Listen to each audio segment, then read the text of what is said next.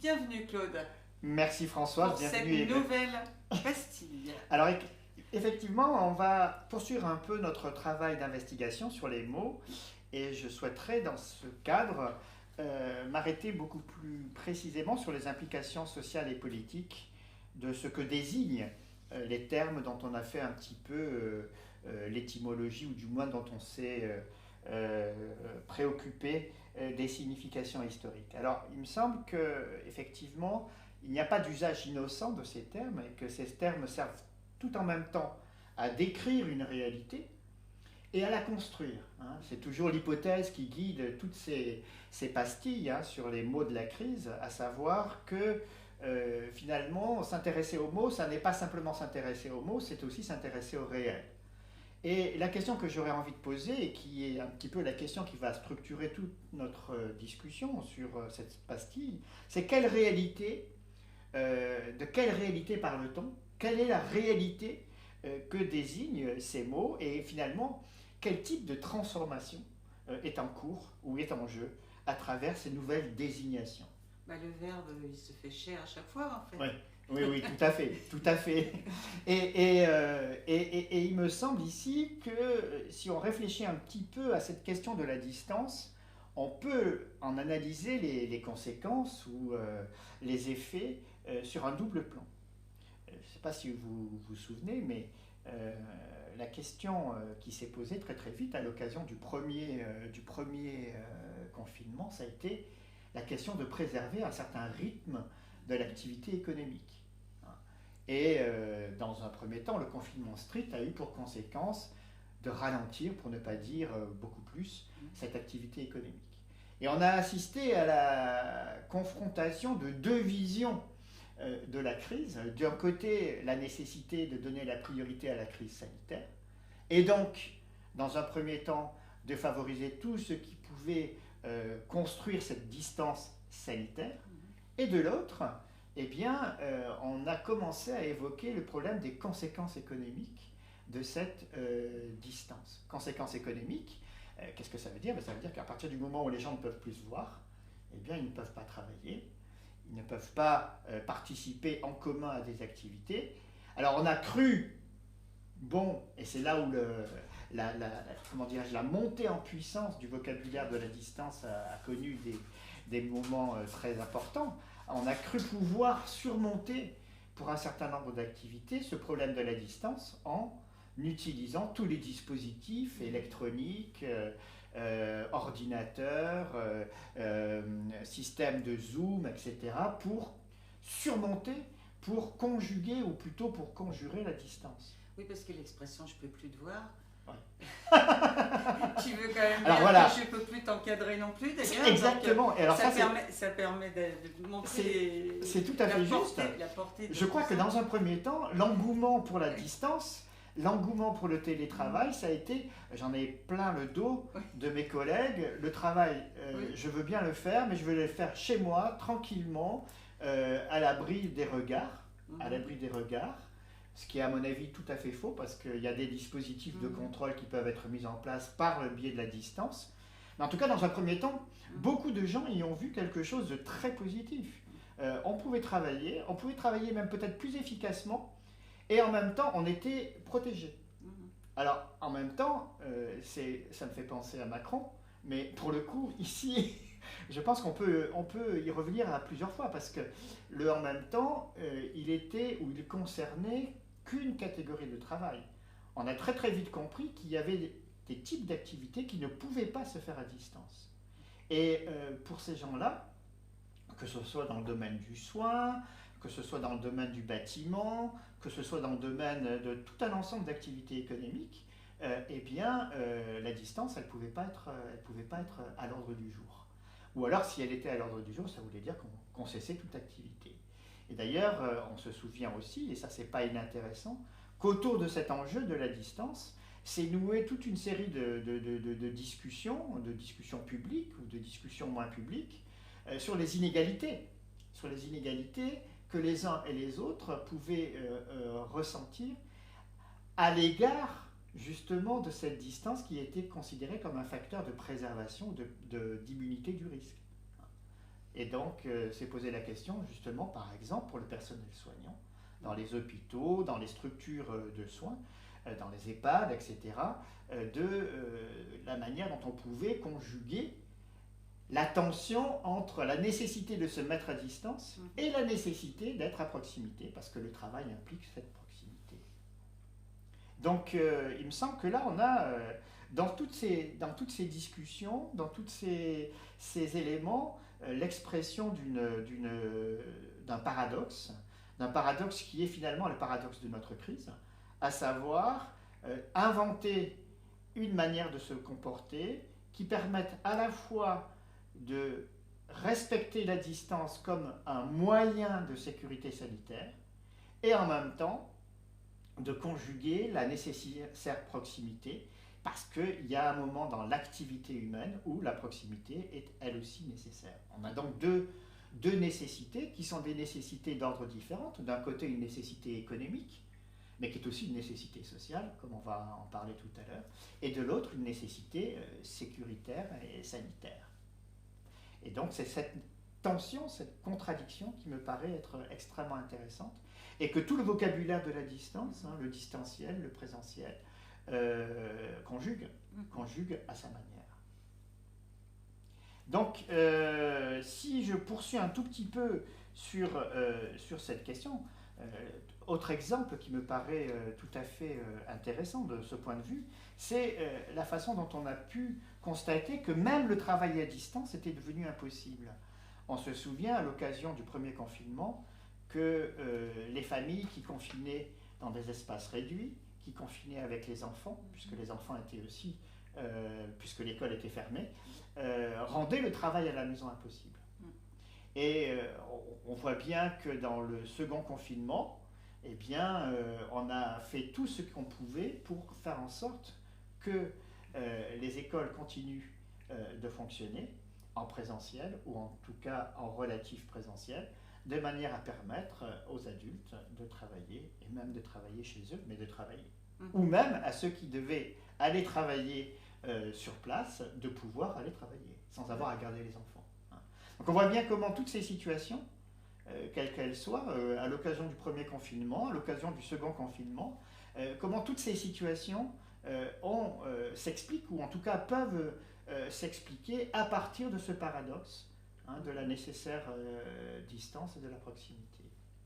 Alors ça c'est je crois, alors on peut le dire encore d'une autre manière, c'est que finalement, d'une certaine façon, l'augmentation des dépenses de solidarité, parce que là il faut reconnaître ce qui est, c'est que la mise en place de la dette publique, l'accroissement de la dette publique a permis de maintenir à flot un certain nombre d'activités qui ne fonctionnaient pas normalement. Cette dette publique, on peut lui donner une signification sociale qui est précisément de payer ou de financer cette tension à laquelle on a du mal à trouver une solution ou une issue entre la distance et la proximité. Et les efforts portent quand même essentiellement sur l'intérêt économique, ou en tout cas la production, parce que ça ne s'est pas passé tout à fait pareil sur tous les... C'est tout à fait juste. Je crois que, et là, quand on essaye de reprendre un petit peu les déclarations du ministre du Budget et de l'Économie, on voit bien que la préoccupation fondamentale, c'est quand même une préoccupation d'ordre matériel et économique. Il s'agit de préserver en tout cas l'essentiel d'une activité qui est menacée par la crise sanitaire. Alors justement, moi, il me semble que là, on commence à voir poindre des effets de cet isolement, de cette distance, qui sont des effets qui ne sont pas simplement économiques, mais qui sont psychiques et sociaux. Et ça fait un moment, me semble-t-il, et on identifie ici un autre plan de la tension entre la distance et l'éloignement, c'est le fait qu'on commence à voir se développer, depuis la fin du premier confinement, toute une série de conséquences psychiques qui sont liées au fait que la distance, le confinement, le respect des gestes barrières conduit à des formes de désocialisation, d'isolement.